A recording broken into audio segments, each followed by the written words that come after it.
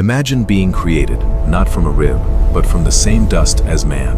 Equal, powerful, free. But instead of being honored, you are erased from history. Your name is forbidden, your story rewritten, your existence turned into a myth. What if I told you, before Eve, there was another woman? This is the forbidden story of Lilith. Long before the story most people know, there was another version. A version rarely spoken about. According to ancient texts and traditions, the first woman was not Eve. It was Lilith. Unlike Eve, she was not created from Adam.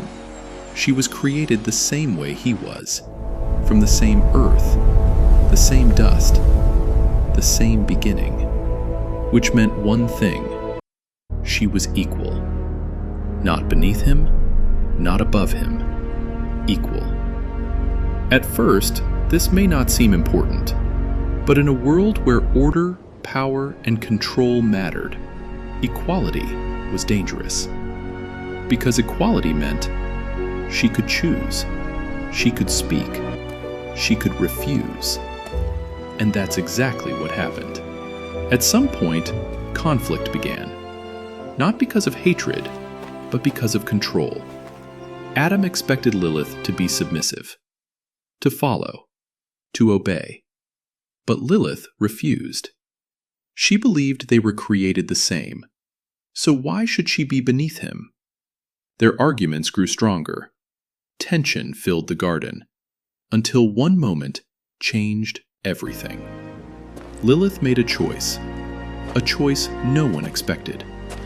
She refused to stay.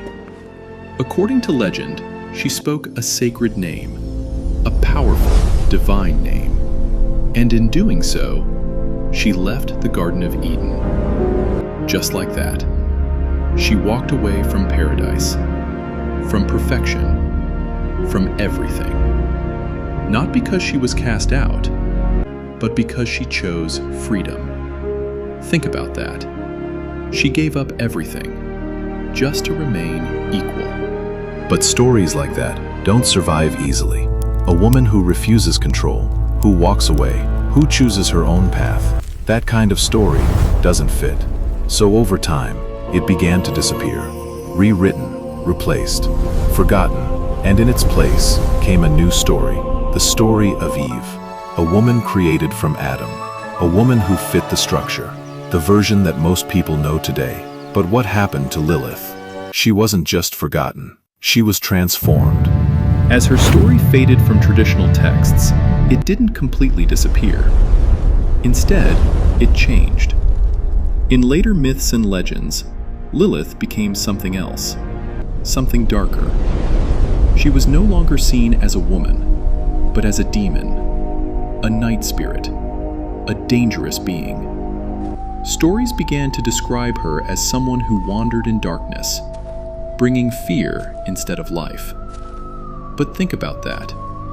How does someone go from the first woman to something feared? Was she truly evil? Or was her story reshaped because it challenged power? Because it didn't follow the rules? History has a pattern. Those who don't fit the system are often misunderstood, rewritten, or turned into something else.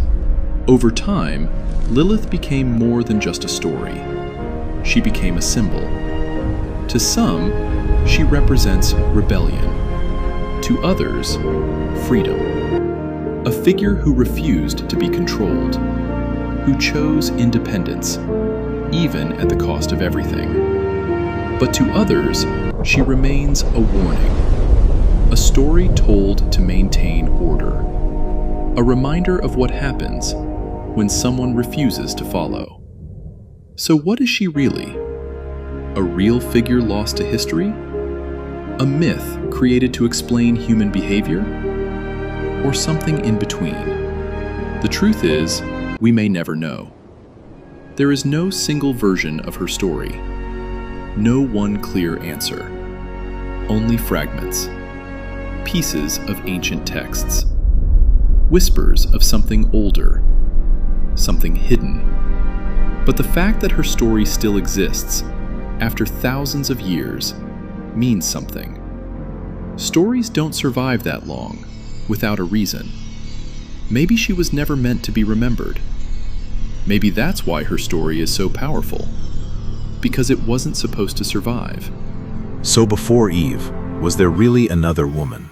A woman who refused control and paid the price? Or is this just another myth that grew over time? One thing is certain, the story of Lilith was never meant to be simple. And maybe that's why it still fascinates us today.